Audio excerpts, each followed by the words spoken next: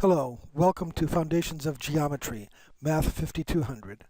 We're going to lay out some of the broadest themes of the course, themes that are going to provide the context for a great deal of the direct mathematical work we do, and we'll also point out some historical touchstones. Geometry has a special role in the history of mathematics, not only because it is one of the oldest branches of mathematics, but because of how it has shaped our understanding of what mathematics is throughout the history of Western mathematics. Here's a quotation from Galileo, one of his most famous works. Galileo is important in the history of science because he was the originator of the experimental method in approximately the form that we would now recognize today as experimental science. His comment illustrates the special status that geometry has had for a long time. So now let's look at some of the broadest aims of this course. One big idea that will provide the context for a great deal of the course is the axiomatic approach to geometry. We will talk later in more detail about exactly what that phrase means, what the axiomatic approach is, but you've probably encountered it in some form before. We will look at what it takes to carry out the axiomatic approach at a level that is probably more rigorous than what you have encountered before. That makes this particular part of the goals for this course, frankly, rather ambitious, and you will get to judge as we proceed through the course how well it all comes together. One of the more specific goals of the course is an investigation of Euclidean geometry. This is named for Euclid, and it is the ancient form of geometry, but we will approach it with a modernized understanding of what a good axiomatic approach to Euclidean geometry is.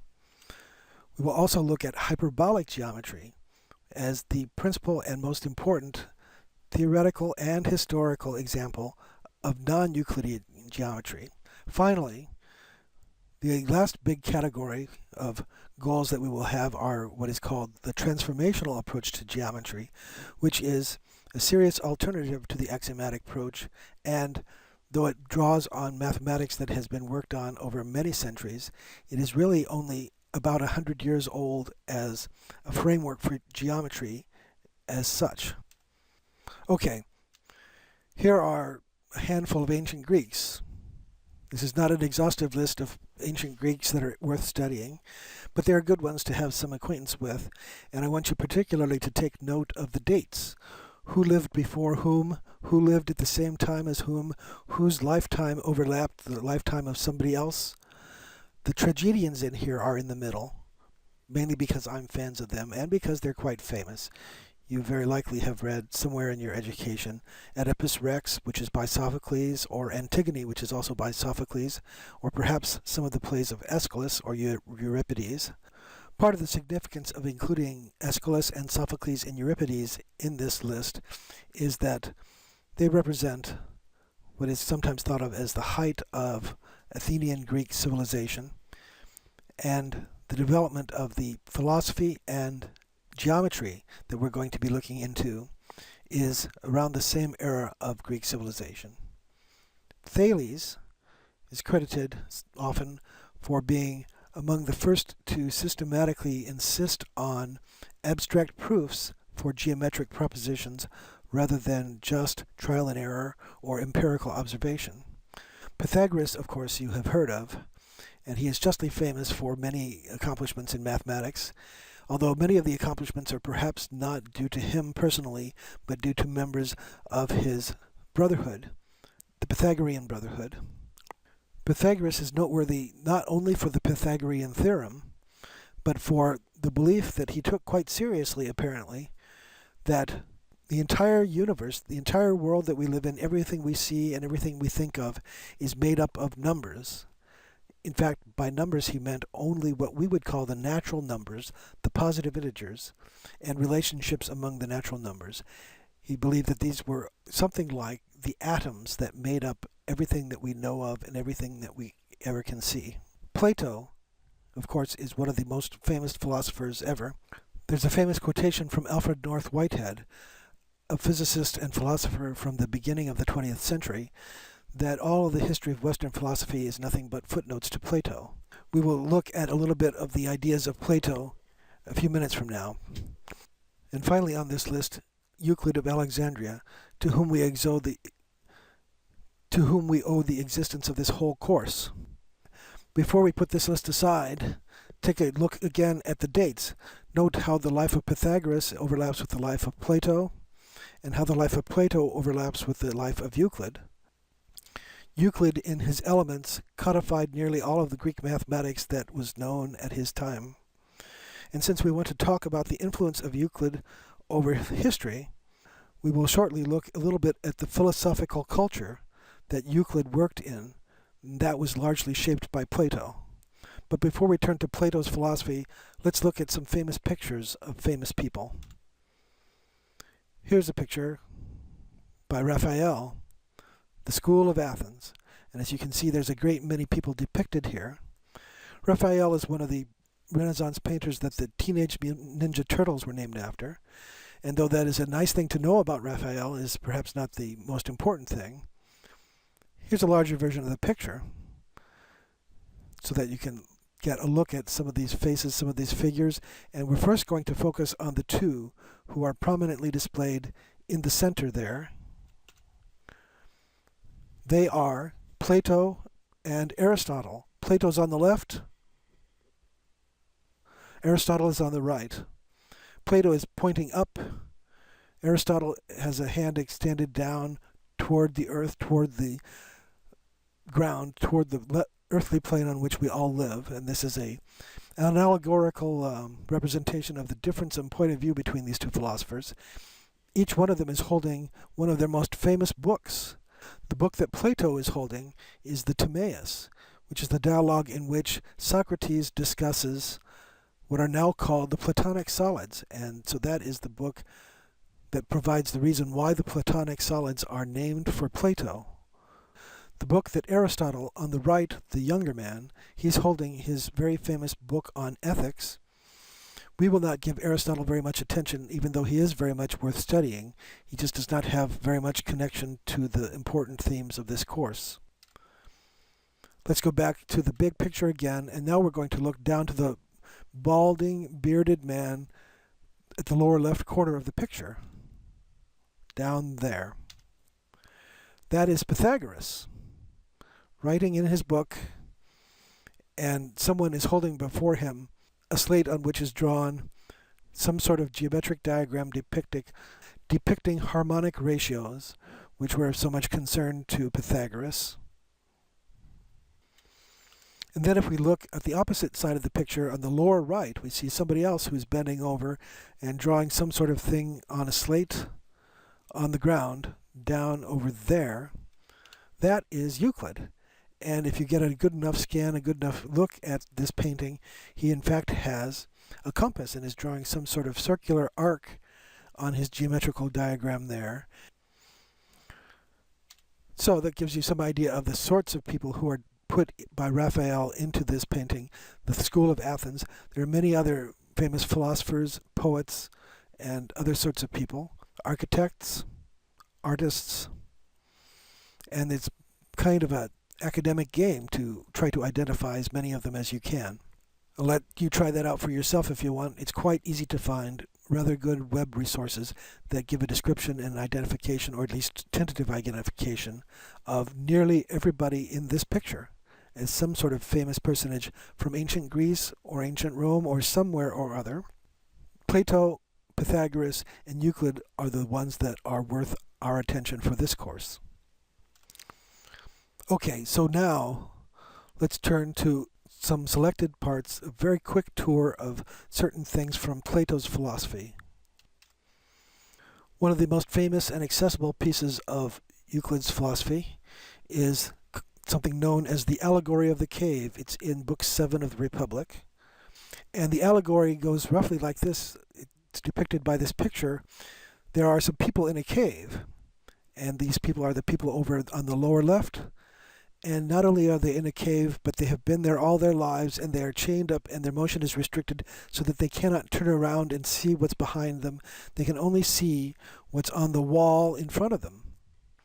This is, of course, an allegory, not a realistic story, not a thing that could actually happen, but it that's going to make Plato's point fairly well. Behind them, out of their sight, is a fire and a roadway, as it's labeled in this picture, some sort of walkway where from time to time other people who are not chained up can walk back and forth carrying certain objects that cast a shadow from the fire onto the wall, which is the only part of the world that these chained up prisoners have any knowledge of.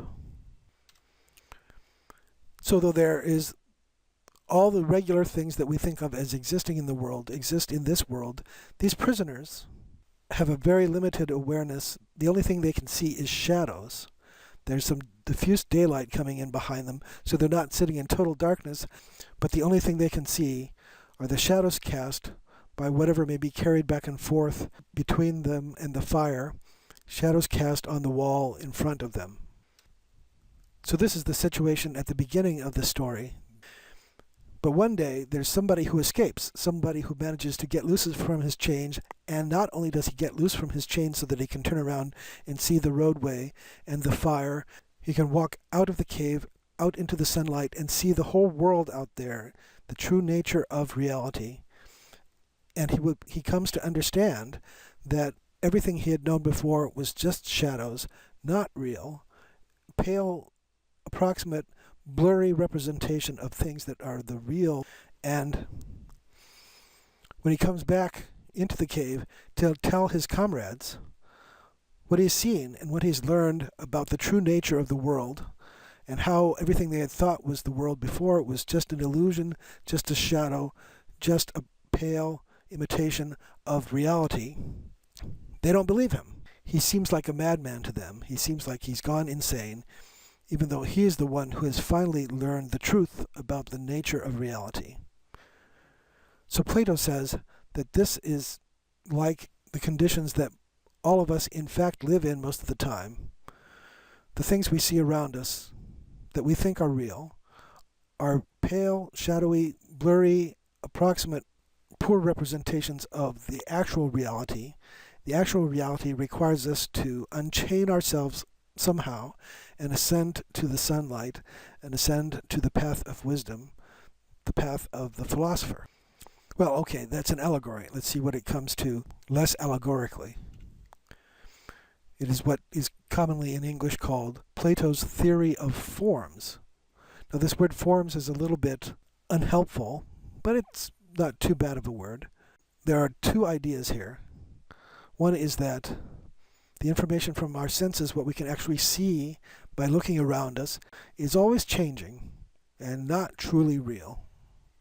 If you have a chair, perhaps you're sitting in a chair, that probably seems like a pretty real thing to you. And for practical purposes, there's not much of an issue about it. But from a philosophical point of view, there's a kind of a quandary. The chair that you're sitting in is not the same chair as it was before. It's not the same chair it was yesterday, because it is slightly more worn out. Perhaps it has gotten scratched. Perhaps some of the joints have gotten loosened. Perhaps some of the upholstery has gotten scuffed up a bit. If it's part of a match set, it is probably not exactly identical to the other chairs that it's supposed to be like. Even when it was brand new, maybe the different chairs in the set had slight differences in the finish, slight, maybe even just microscopic differences in the measurements of the different parts of the chairs. In any case, of all these different conditions your chair has been in over the time that it has existed, all these different chairs, which we usually think of as just being the same chair, they're not the same chair. Which one is the real one? These things that are always changing lack a level of reality that some things do have, according to Plato.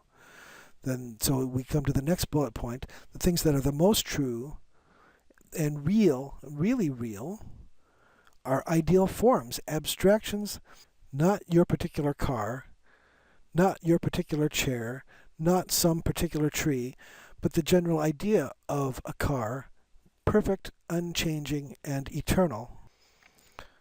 Some of the language that is sometimes used to describe this distinction is that the realm of the senses is the realm of becoming, and that is used in a pejorative sense in Plato's philosophy. Things that are changing are always becoming something else, and that means they're never truly what they are.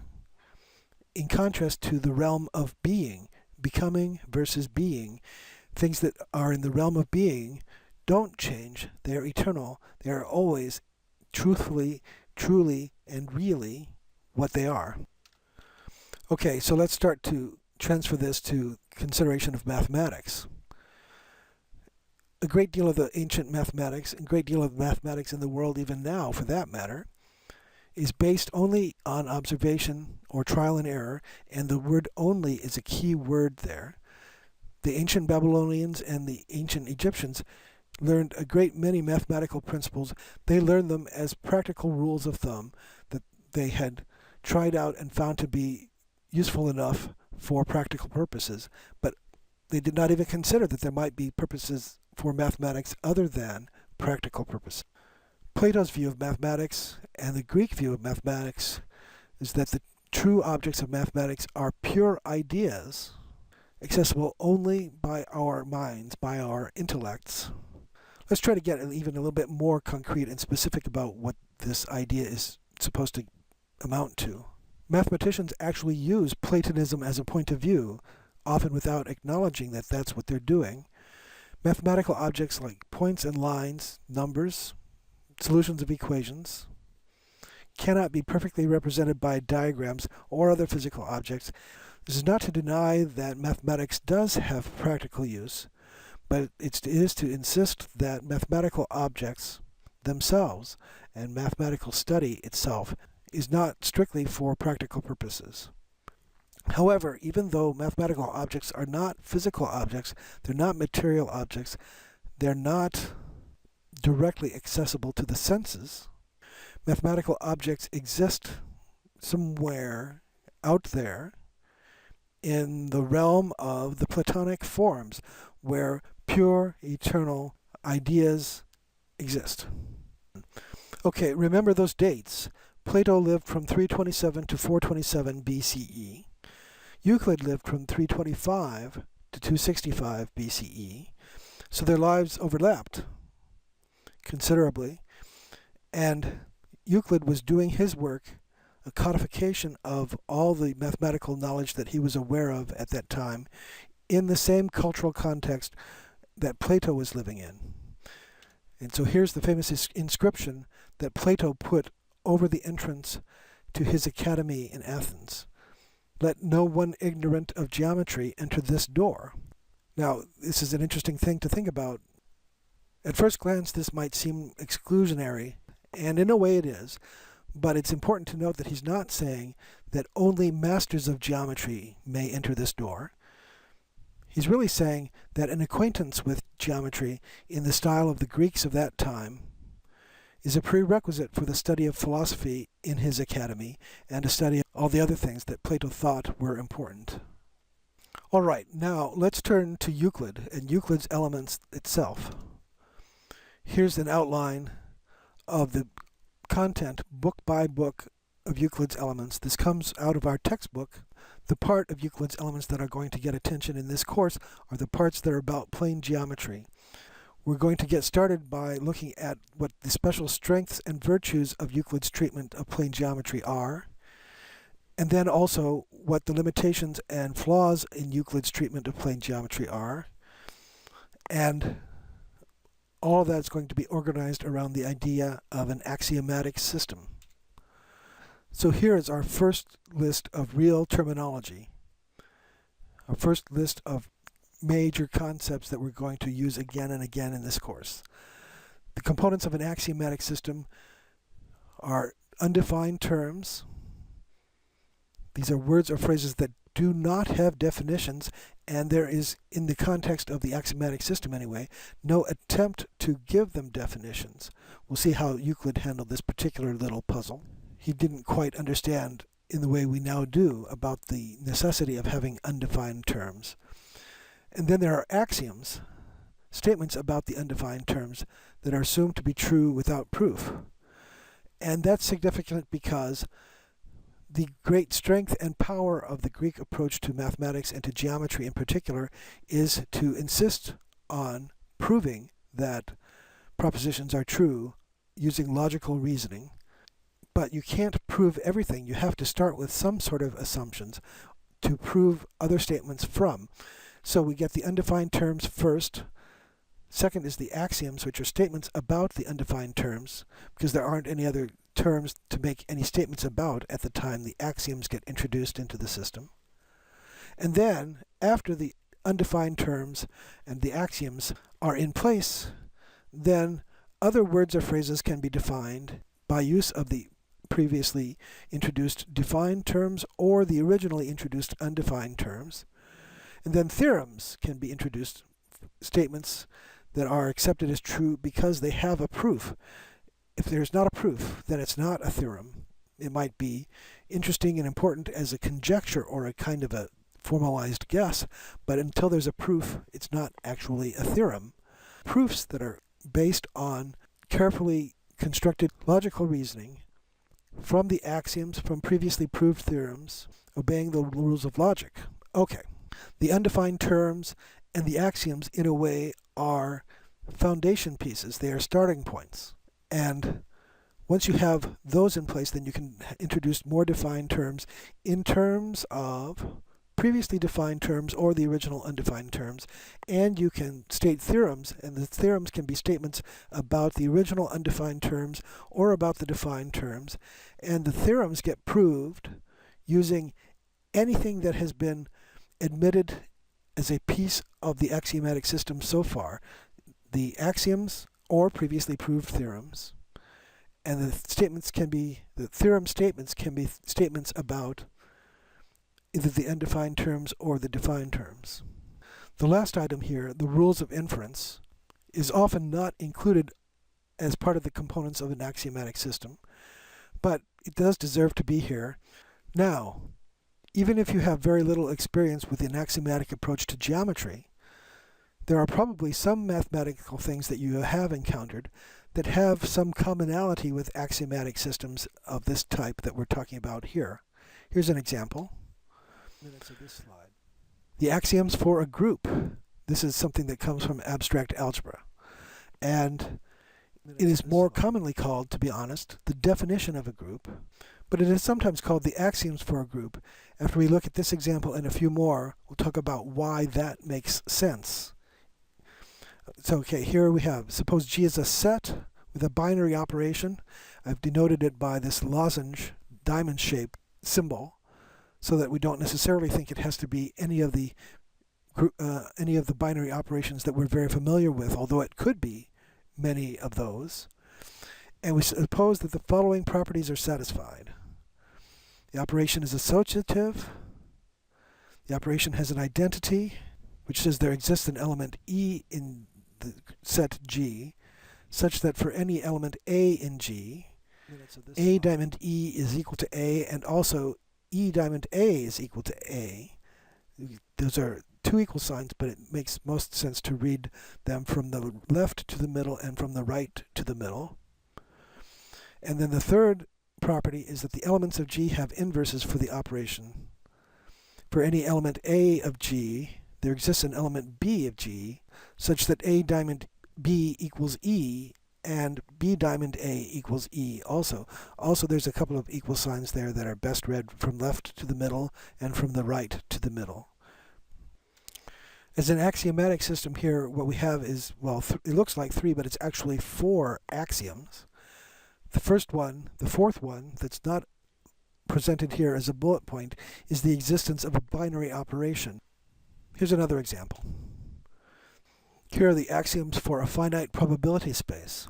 Suppose X is a set and P from X to R is a function, and assume the following properties are satisfied. Here I'm going to record. So, for any subset E of capital X, P of E is between 0 and 1 inclusive. P of capital X itself is equal to 1, and then there's what in probability theory we could call summability over disjoint unions. We need to have a finite collection of pairwise disjoint subsets of X.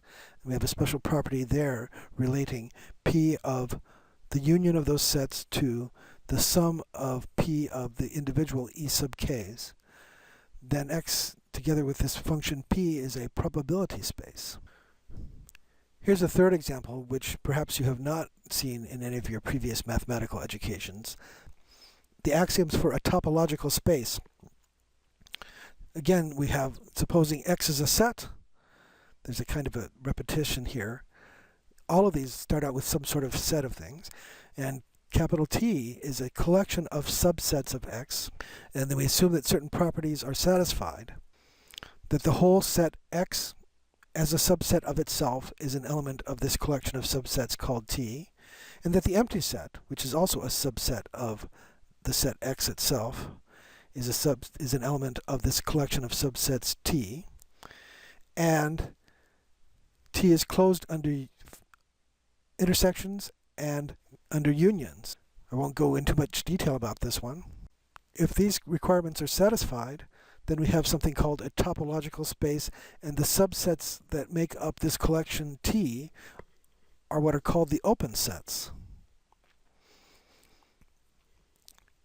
And a great many of the things that we can do, that you know how to do, that make reference to using open sets, for example, defining what it means for a function to be continuous, can be done in any setting where these axioms are satisfied. Okay, these three examples have some common features which constitute an explanation for why it makes sense to call them sets of axioms for their particular branches of mathematics. They are abstract and general. There are many different specific examples of mathematical constructions, mathematical examples that satisfy the requirements imposed by the axioms. If you've taken abstract algebra, you can think of many examples of groups, which are, from one point of view, quite different things, but they have the common property of being groups. Second point, these examples are, on the other hand, specific enough to have rich implications. Many interesting and useful theorems can be deduced, can be proved from the axioms alone, including with the help of other theorems previously proved from the axioms. And finally, they are economical.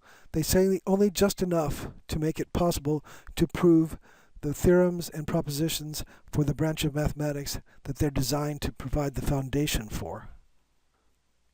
So there, now I've used the word foundation, which is part of the title of this course.